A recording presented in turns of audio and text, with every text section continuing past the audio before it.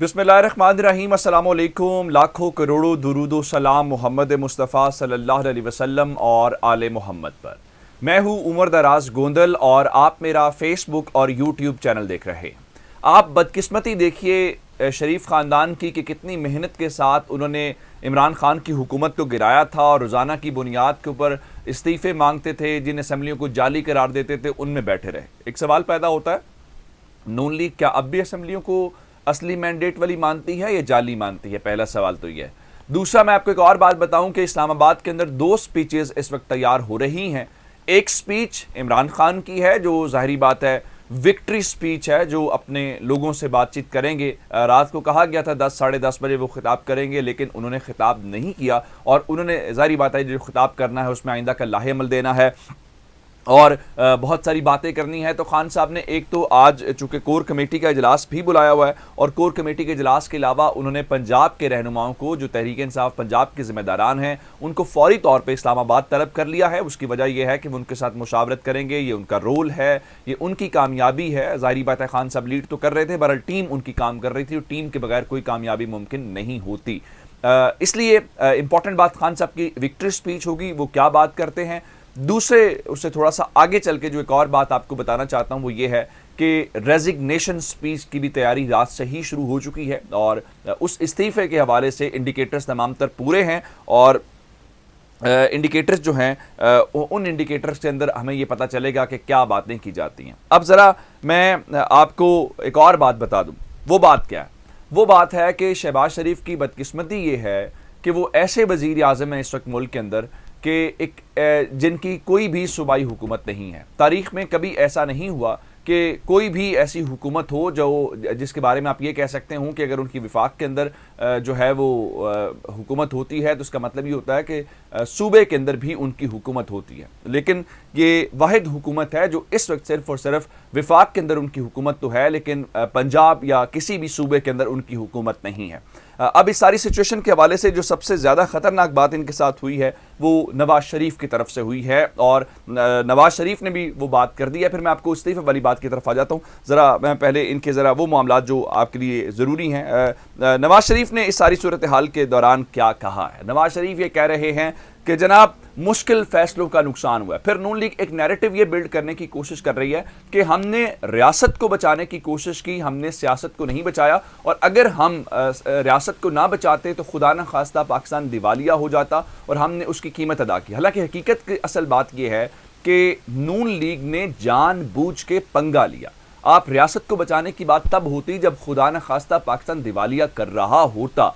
पाकिस्तान तो 6% से तरक्की कर रहा था, आपने चलती फिरती हुकूमत को गिराया, उस गिराने की सजा अवाम ने आपको दी है। अगर आप अभी भी उसको तस्लीम नहीं करते तो अलग बात है। अब नवाज शरीफ कह रहे हैं जी नून लीग को मुश्किल फैसलों का नुकसान हुआ है और उन्होंने फौरी तौर पे शहबाज शरीफ से और हमजा शहबाज से रब्ता हुआ और कहा जी आप इजलास बुलाएं और इजलास बुलाने के बाद आइंदा का जो लाहे अमल है उसके हवाले से करें। अब मैं उसके हवाले से बता देता हूँ आपको आइंदा की सिचुएशन क्या है।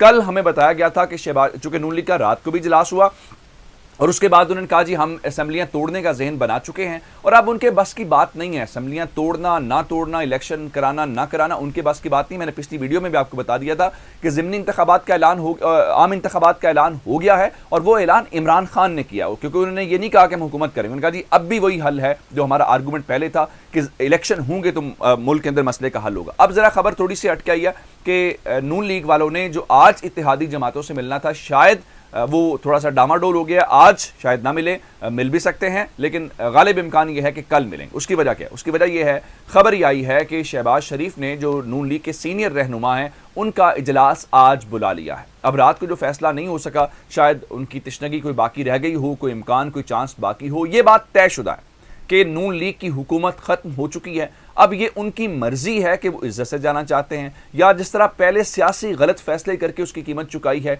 अब भी वो इस किस्म के फैसले करके ही कोई कीमत चुकाते हैं। अब आ जाते हैं इस बात के ऊपर कि शहबाज शरीफ से इस्तीफ़ा मांग लिया गया है और ये इस्लामाबाद से बड़ी खबर है, जो जारी बात है उनकी रुखसती का सामान हो चुका है। अब आप कहेंगे कि क्या ये तहरीक इंसाफ ने और इमरान खान ने किया? मैं जिस तरह आपको शुरू में बता रहा था ये सिर्फ इस्लामाबाद तक महदूद है, किसी सूबे के अंदर हुकूमत नहीं है। अब यकीन माने कि इनसे कुदरत का इंतकाम देखिए कि 4 महीने के अंदर अंदर जो इनके साथ हुआ है वो सदियों और दिहाइयों के साथ नहीं हो चुका।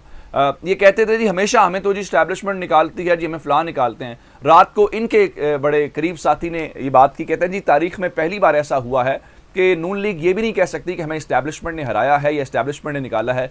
पंजाब की आवाम को पहली बार मौका मिला और पंजाब की आवाम ने फिर मौके के अंदर नून लीग को आउट क्लास कर दिया। अच्छा, अब जो मैं इस्तीफे वाली बात कर रहा था वो ये है कि इस्तीफा इमरान खान ने तलब नहीं किया। हाँ, ये ज़रूर है कि हमजा शहबाज शरीफ से उन्होंने रात को ये कहा था कि आपको अखलाकी तौर पे अपने ओहदे से मुस्ताफ़ी हो जाना चाहिए और अब चौधरी परवेज़ इलाही के लिए मैदान छोड़ देना चाहिए। अब जो इस्तीफ़ा तलब किया गया है वो मुल्क की सबसे बड़ी वकला की नुमाइंदा जमात ने पहल कर दी है और अब से थोड़ी देर पहले सुप्रीम कोर्ट बार एसोसिएशन है, और आप हैरान इस बात के ऊपर होंगे, ये सुप्रीम कोर्ट बार एसोसिएशन वही है, एहसन भोन साहब उसके सरबराह हैं और आज़म नज़ीर तारड़ उसी ग्रुप के इस वक्त वज़ीर कानून हैं, और ये वही सुप्रीम कोर्ट बार एसोसिएशन है जिन्होंने लाहौर के अंदर एक आसमा जहांगीर कॉन्फ्रेंस के अंदर नवाज शरीफ की तकरीर करवाई थी जजेस की मौजूदगी के अंदर। तो उस सुप्रीम कोर्ट बार एसोसिएशन की जानिब से ये बयान आना बहुत अहमियत रखता है। मैं आपको बता देता हूँ, एलामिया ये है जी कि अवाम का फैसला ही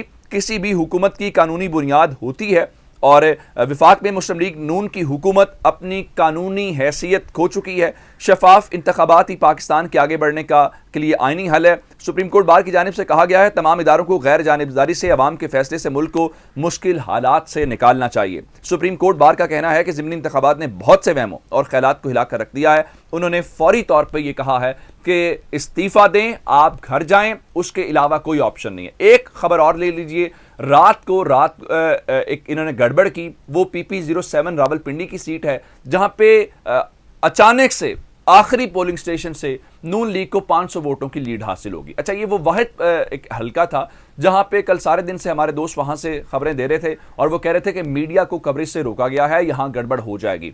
तो वो गड़बड़ रात को हो गई और तहरीक इंसाफ ने उन नताइज को मानने से भी इनकार कर दिया और बाबर अवान के मुताबिक PP07 के अंदर पॉलिटिकल इंजीनियरिंग हुई है और ये राजा सगीर वाला हल्का है। यहां पर तो तक नून लीग अपने पार्टी जो है उस उम्मीदवार के खिलाफ बगावत करी थी जिसमें मरीम नवाज जलसे के अंदर गई थी और इस शख्स ने नाराज होकर अलग से बैठ गया था। और यहां पे अब इन्होंने रिटर्निंग ऑफिसर को दोबारा दरखास्त दी है गिनती की। इस वक्त गिनती जारी है, एक एक वोट का दोबारा जायजा लिया जा रहा है और इम्कान यह है कि पाकिस्तान तहरीक इंसाफ ये सीट भी दोबारा से वापस हासिल कर लेगी जो उनका ख्याल है में निकाला गया।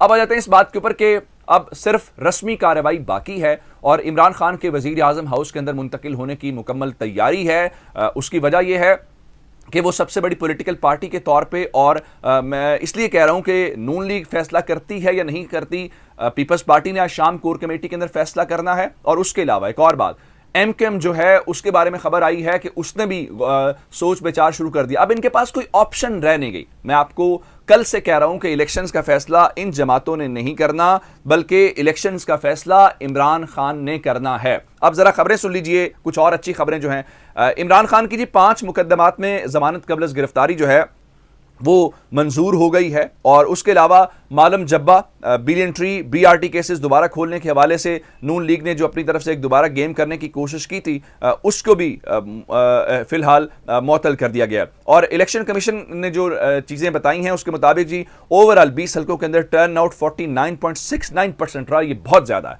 और इसका क्रेडिट इमरान खान को या मरीम नवाज को भी आप कह सकते हैं, ज़्यादा तो इमरान खान को ही जाएगा कि उन्होंने एक ज़िमनी इलेक्शन को आम इलेक्शन के बिल्कुल करीब ले गए। तरीके इंसाफ को जी 46% वोट पड़ा है, नून लीग को 39 वोट पड़े हैं, आज़ाद उम्मीदवारों ने 7.5% वोट हासिल किए हैं, मजहबी जमात ने जी 5% वोट जो हैं वो हासिल किए। अब एक और खबर आपको दे दूं कि पंजाब असम्बली का 41वां इजलास भी आज ही होगा और स्पीकर पंजाब असम्बली ने ये इजलास बुलाया है। खबरें ये हैं कि नून लीग इसके ऊपर सोच रही है कि उन्हें इस इजलास के अंदर जाना या नहीं जाना। फिर वो DIG ऑपरेशन जिन्होंने 25 मई को तहरीक इंसाफ के कारकुनों के साथ जुल्म सितम किया, खान साहब ने लाहौर के अंदर जो आखिरी जलसा किया था वो CCP लाहौर और DIG ऑपरेशंस को मुखातिब कर किया था कि मैंने डायरी के अंदर नाम लिखे हुए मैं भूलूंगा नहीं। अब खबर ये आई है कि वो फहद शहबाज हमारे दोस्त हैं, उनके साथ बातचीत कर रहे थे। DIG ऑपरेशन कर रहे डॉक्टर यास्मीन राशिद हमारे लिए वालदा का मकाम है, लाहौर पुलिस के लिए बड़ी मोहतरम है, तो उनके डॉक्टर ने पैनिक होकर उस दिन हमारे लोगों पर गाड़ी चलाई जिसमें सारी वो गड़बड़ हुई। ये झूठ बोल रहे हैं, डॉक्टर यास्मीन राशिद उस दिन खुद अपनी गाड़ी चला रही थी। तो अब ये पंजाब पुलिस वाले बिल्कुल सीधे रस्ते पर आ गए। जैसे रात को डॉक्टर डॉक्टर शहबाज गिल को इन्होंने रिहा किया और उसके बाद माफिया मांग रहे थे। देखें जी क्या है कि जी हम वो बड़े जालिम थे, हम बड़े मजबूर थे। अब उसी तरह से ये माफिया तलाफी पे आ गए हैं, लेकिन इमरान खान को ये जरूर इस्लाहात भी करनी चाहिए और पंजाब पुलिस के वो लोग जिन्होंने जुल्म सितम किया है उनके खिलाफ महकमाना कार्रवाई तो जरूर होनी चाहिए, कोई और इंतकामी कार्रवाई हो या ना हो। अपना बहुत सारा ख्याल रखिएगा। खुदा हाफिज।